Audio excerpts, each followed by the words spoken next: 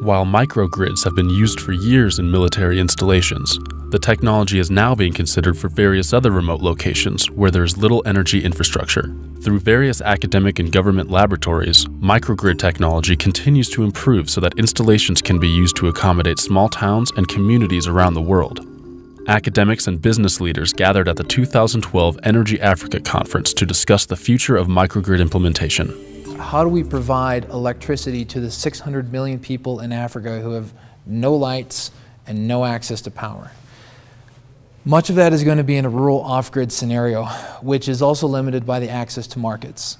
Many of the villages that I've worked in Africa, you're driving in an SUV, there's no paved roads, there's little finances. The cost of bringing grid electricity to really remote areas is so prohibitive that everybody knows that it's never going to happen. So even if you look at a lot of the planning that's done now in Africa by the World Bank, they basically admit today that very large parts of those countries will never see grid electricity.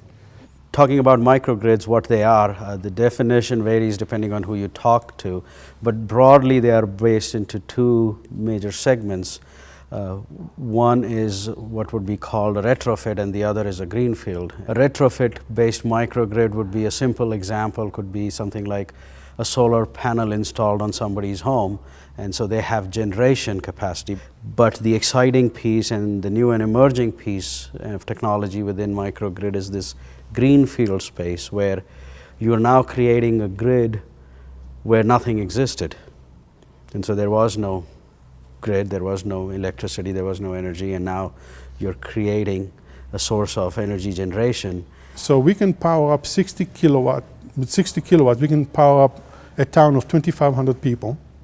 The entire cost of the whole thing is less than $250,000. It's very cheap, and it probably take less than 4 months to do the whole thing. So speed of deployment is revolutionary. If you talk about grid power, conventional grid power, you need to bring a regular grid to a place, it can take years. We can do it in 4 to 5 months.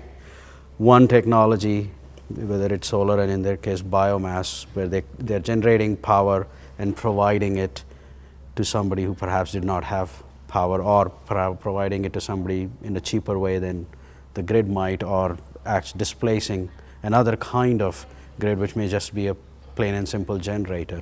There's a certain school of thought that says that, well, you know, Africa can in some way bypass the formation of an electric grid, the sort that we've had to build here, and they built in Europe, and they built in China, and they built everywhere else in the world, much in the way they've bypassed wired telephony.